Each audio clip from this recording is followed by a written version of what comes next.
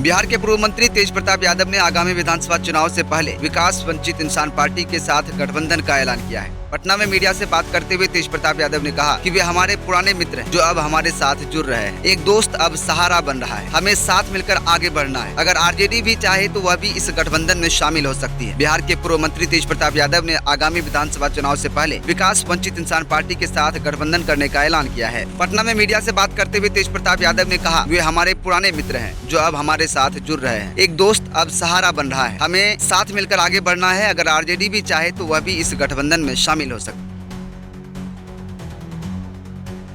राहुल गांधी की बिहार में होने वाली पदयात्रा का कार्यक्रम स्थगित हो गया है। स्थगित होने की सूचना कांग्रेस की ओर से नहीं दी गई। के महासचिव रणविजय साहू ने अपरिहार्य कारणों से पदयात्रा स्थगित होने की जानकारी दी है। यात्रा रद्द होने का एक कारण झारखंड मुक्ति मोर्चा के संस्थापक शिबू सोरेन का निधन बताया जाता है। वैसे कयास यह भी लगा रहे हैं कि सीटों पर पेच फंसने के कारण यात्रा स्थगित की गई है। यात्रा टलने का कोई कारण भी अभी तक सामने नहीं आया है। तय था कि राहुल गांधी सासाराम से अपनी पदयात्रा शुरू करेंगे। उनकी यात्रा में आरजेडी नेता तेजस्वी यादव और सीपीआई के नेता दीपांकर भट्टाचार्य भी शामिल होने वाले। माना जा रहा था कि इसी से महागठबंधन का चुनावी आगाज होगा।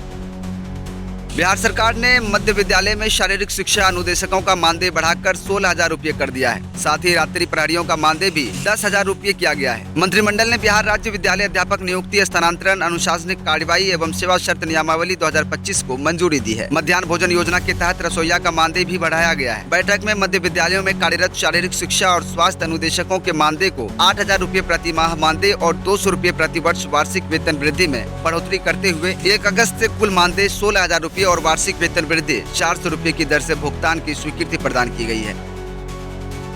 काटी थाना क्षेत्र के वीरपुर गांव निवासी 90 वर्षीय राजनारायण ठाकुर ने सोमवार को डीएम कार्यालय पहुंचकर उनके छोटे बेटे दिलीप ठाकुर ने मोहम्मदपुर गांव की करीब 10 डिसमिल जमीन को 29 जुलाई को मोतीपुर रजिस्ट्री कार्यालय में सुमन सौरभ नाम के व्यक्ति के नाम पर 10 डिसमिल जमीन को 29 जुलाई को मोतीपुर रजिस्ट्री कार्यालय में सुमन सौरभ नामक व्यक्ति के नाम पर रजिस्ट्री कर दी। इस रजिस्ट्री में उन्हें मृत घोषित किया गया है। जमीन की कीमत लाखों में बताई जा रही है। जब बुजुर्ग राजनारायण को इस फर्जीवाड़े की जानकारी मिली तो उन्होंने रजिस्ट्री से संबंधित दस्तावेज निकाले। कागजात दिखाने के बाद वे हैरान रह गए। उन्होंने कहा कि वे पूरी तरह जीवित हैं और ना तो उन्होंने कोई हस्ताक्षर किया है और ना ही इस सौदे के लिए कोई सहमति दी। यह विश्वासघात और धोखाधड़ी का गंभीर मामला है। मुजफ्फरपुर जिले के करजा थाना क्षेत्र के बड़का गांव में 2 अगस्त की रात बदमाशों ने बड़ी आपराधिक वारदात को अंजाम दिया। अभिनव नामक की गैस एजेंसी में कुछ अपराधियों ने घुसकर पहले मारपीट की, फिर संचालक को गोली मार और करीब 3 लाख रुपए लूट कर फरार हो गए। यह पूरी वारदात एजेंसी में लगे सीसीटीवी कैमरे में कैद हो गई। वीडियो में साफ दिखाई दे रहा है कि एक कर्मी काउंटर पर 2 युवकों से बातचीत कर रहा है। तभी 2 और युवक अंदर आते हैं, जिनमें एक ने सफेद शर्ट, टोपी और मास्क पहना है, जबकि दूसरे ने पिंक शर्ट और काली टोपी पहनी। दोनों के पास हथियार भी दिखाई दे रहे हैं। बिहार के विधानसभा चुनाव को लेकर अखिल भारतीय जनसंघ ने चुनाव आयोग से पार्टी को कॉमन सिंबल देने की मांग की है। आयोग की ओर से इस पर कोई प्रतिक्रिया न दिए जाने पर वह दिल्ली हाई कोर्ट की शरण में पहुंच गई है। इस मामले की अगली सुनवाई 19 अगस्त को होगी। एबीजेएस ने बिहार विधानसभा चुनाव के लिए एक कॉमन चुनाव चिन्ह का मांग की है। पार्टी का कहना है कि पहले भी उसे दूसरे राज्यों में चुनाव चिन्ह मिल चुका है। आयोग से जवाब न मिलने पर पार्टी ने हाईकोर्ट का दरवाजा खटखटाया है।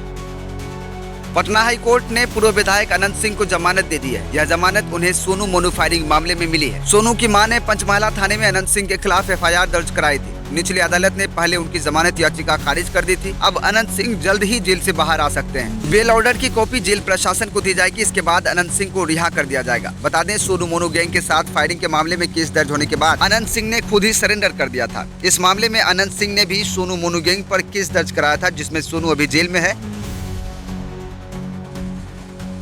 दिल्ली सरकार अब सरकारी स्कूलों के टीचर्स को जल्द ही आईआईटी में खास ट्रेनिंग लेने भेजने का प्लान बना रही है। इस साल सितंबर में ये योजना शुरू होने जिसमें टीचर्स को आईआईटी में ट्रेनिंग दी जाएगी। दिल्ली सरकार में शिक्षा मंत्री आशीष सूद ने सोमवार को बताया कि इन टीचर्स को भारत के पारंपरिक नॉलेज सिस्टम में ट्रेन किया जाएगा। इस प्रोग्राम का उद्देश्य इन टीचर्स को पारंपरिक भारतीय विषयों जैसे फिलोसफी, संस्कृत, आर्ट, साइंस पर जानकारी देना है। इस ट्रेनिंग के दौरान उन्हें वेद और उपनिषद भी पढ़ाए जाएंगे। साथ ही साथ उन्हें आयुर्वेद और योग की भी ट्रेनिंग मिलेगी।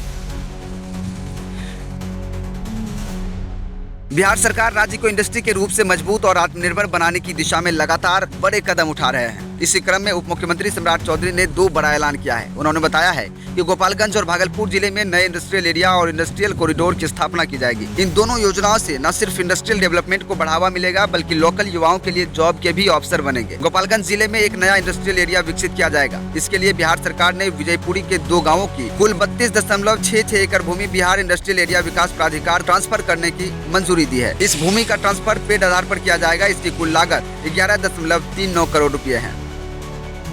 बिहार में 6 अगस्त को मानसून एक बार फिर सक्रिय रहेगा। मौसम विभाग के अनुसार पटना, गया, भागलपुर, पूर्णिया, मधेपुरा और सीतामढ़ी कई जिलों में मध्यम से भारी बारिश की संभावना है। कुछ इलाके में तेज हवाओं के साथ गरज चमक भी देखने को मिल सकती है।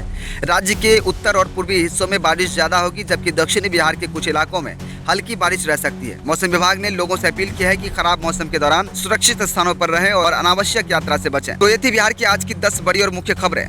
ये खबर आपको कैसा लगा कमेंट करके जरूर बताइएगा। वीडियो अच्छा लगा वीडियो को लाइक कीजिए, चैनल पर नए चैनल को सब्सक्राइब जरूर करें। मिलते फिर कल इसी तरह की खबरों के साथ, तब तक हमें दीजिए इजाजत। जय हिंद, जय बिहार।